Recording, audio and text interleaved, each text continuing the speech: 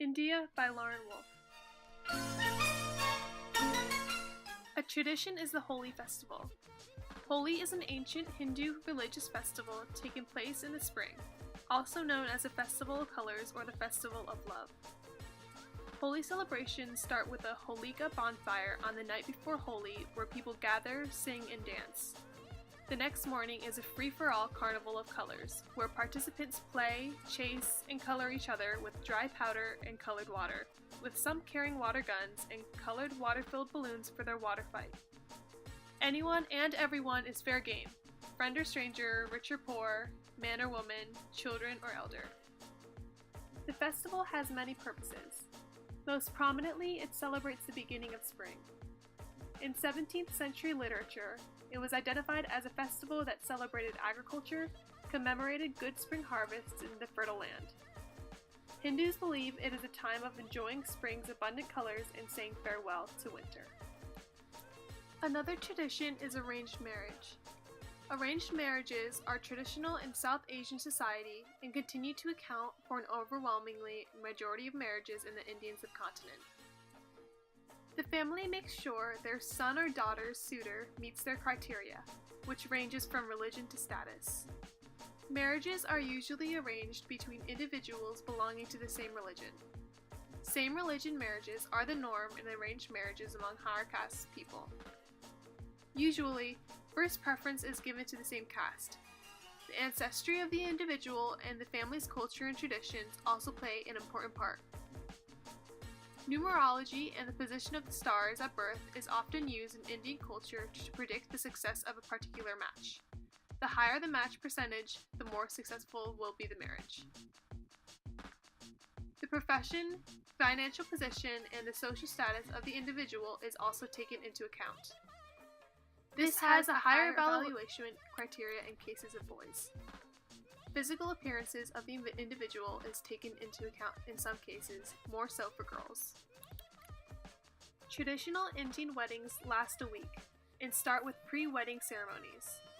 Haldi is a ritual holy bath during which turmeric, oil, and water is applied to both the bride and the groom by married women. This is followed by a mehendi ceremony, during which the bride's hand and feet are decorated with intricate patterns by the application of henna. Traditionally, the bride wears a sari or a lehenga, which is highly decorated with gold and silver embroidery. Red saris are the most common, and it symbolizes prosperity, fertility, and saubhagaya, marital bliss. The bride also dons elaborate and beautiful ornaments primarily made of gold and precious stones. Her hair is braided and decorated with flowers and jewelry. There's a whole hierarchy of the body parts in Hinduism. The head is superior to the rest of the body, and the feet are lowest on the scale. Feet are considered dirty in India, so take off your shoes before you step into someone's house. However, it's a sign of respect to bend down and touch a respected elder's feet in India. When an elder person's feet are being touched, he or she, in turn, is supposed to touch the head of the person doing the act and bless him or her for a long life, fortune, and prosperity. When an Indian smiles and jerks their head backwards, a gesture that looks somewhat like a Western no, or moves his head in a figure 8, this means yes. The Western side-to-side hand wave for hello is frequently interpreted by Indians as no or go away. Use your right hand only to touch someone, pass money, or pick up merchandise. The left hand is considered unclean. The peace sign in India commonly means victory. India produces the most films of any nation in the world. Most tourists are familiar with the Hindi filmmaking commonly known as Bollywood. Over the last years of the 20th century and beyond, Bollywood progressed in its popularity as it entered the consciousness of Western audiences and producers, with Western actors now actively seeking roles in Bollywood movies. India's sporting history dates back to the 2nd and 1st millennium BC, with badminton and polo both thought to have originated in India. With field hockey as the official national sport, the country's Olympic team has bagged 8 gold medals as of 2011. Music in India consists of folk, popular, pop, and classic. In villages, puppetry is quite popular. Regular puppet shows are organized and people come to see them, particularly during the festivals. Lots of people commonly spend their weekends visiting the museums. India is identified as the birthplace of Hinduism and Buddhism, the third and fourth largest religions. About 84% of the population identifies as Hindu, according to the Handbook of Research on Development and Religion. There are many variations of Hinduism. The four predominant sects are Shaiva, Vaishnava, Shakteya, and Smarta. About 13% of Indians are Muslim, making it one of the largest Islamic nations in the world. Christians and Sikhs make up a small percentage of the population, and there are even fewer Buddhists and Jains, according to the handbook. The economy of India is the seventh largest in the world by nominal GDP. India has a mixed economy. A mixed economy system combines elements of the market and command economy. Many economic decisions are made in the market by individuals, but the government also plays a role in the allocation and distribution of resources. The Indian currency is a rupee. 100 rupees is equivalent to $1.57. Top exported items in India are petroleum products, jewelry and gems, pharmaceutical products, and machinery and instruments. The Government of India, officially known as the Union Government, was established by the Constitution of India and is the governing authority of the Union of 29 states and 7 Union territories, collectively called the Republic of India. It's based in New Delhi, the capital of India. The President of India is the formal head of the executive, legislature, and judiciary of India and is the Commander-in-Chief of the Indian Armed Forces. The current president is Pranab Mukherjee. The Vice President of India, Mohammad Hamid Ansari, is the second highest ranked government official in the executive branch of the Government of India following the President. Prime Minister of India, Narendra Modi, is the Chief of Government, Chief Advisor to the President of India, Head of the Council of Ministers, and the leader of the majority party in the Parliament. Legislative power in India is exercised by the Parliament, a bicameral legislature. Of the two houses of Parliament, the former is considered to be the upper house, or the Council of States, and the latter is considered the lower house, or the House of the People. The executive branch of government is the one that has sole authority and responsibility for the daily administration of the state bureaucracy. India's independent judicial system began under the British, and its concepts and procedures resemble those of Anglo-Saxon countries. The Supreme Court of India consists of the Chief Justice and 30 Associate Justices, all appointed by the President on the advice of the Chief Justice of India. The Constitution of India provides for fundamental rights, which include freedom of religion. Clauses also provide for freedom of speech, as well as separation of executive and judiciary and freedom of movement within the country and abroad. India's society is based on hierarchy. Whether in North India or South India, Hindu or Muslim, urban or village, virtually all things, people, and social groups are ranked according to various essential qualities. Although India is a political democracy, notions of complete equality are seldom evident in daily life.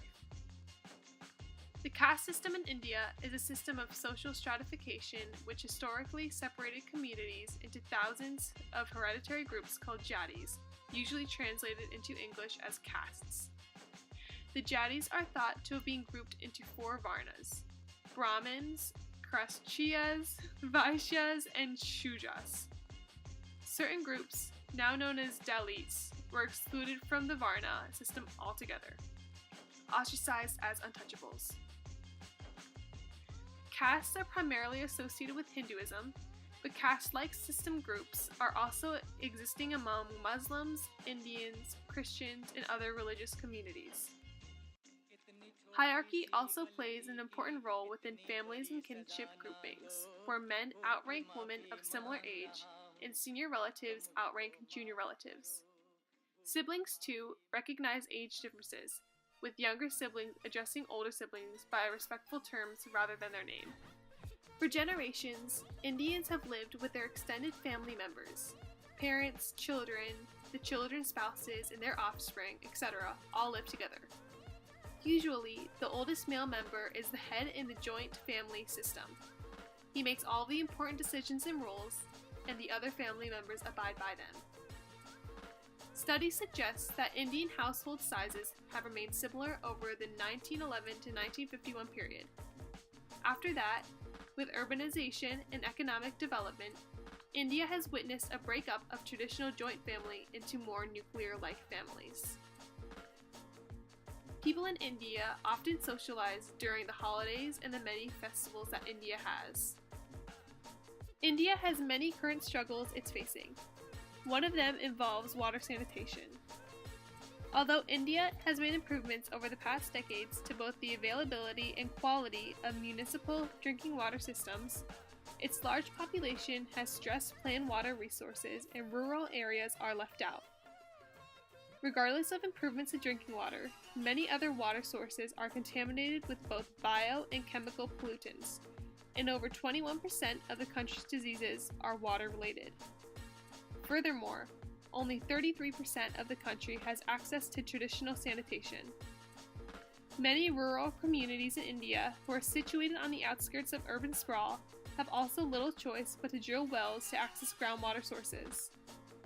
However, any water system adds to the overall depletion of water.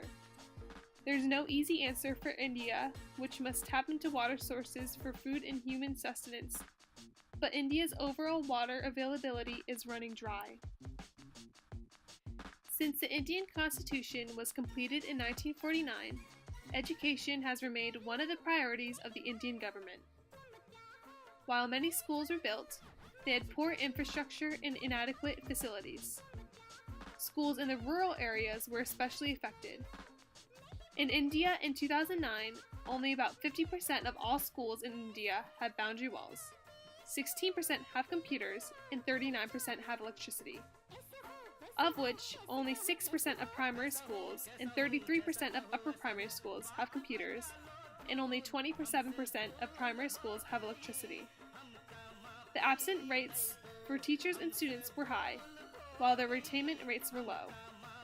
The incentives for going to school were not apparent, while punishment for absence was not enforced.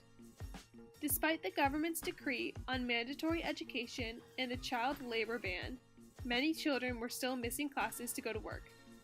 The government did not interfere even when the children missed school. India has taken significant steps to reduce poverty, but the number of people who live in poverty is still highly disproportionate to the number of people who are middle income, with a combined rate of over 52% of both rural and urban poor. 1/3 of the world's 1.2 billion poorest people live in India. The hot climate of India reduces the capacity of people, especially non-urban people, to work. This makes production suffer severely. Frequent flood, famine, and earthquakes cause heavy damage to agriculture. Rapid growth of population can also aggravate the poverty of the people because it exceeds the rate of growth in national income. Population growth not only creates difficulties in the removal of poverty, but also lowers the per capita income, which tends to increase poverty. The World Bank estimated in 2011 that 23% of the Indian population, or about 276 million people, lived below $1.25 per day on purchasing power parity.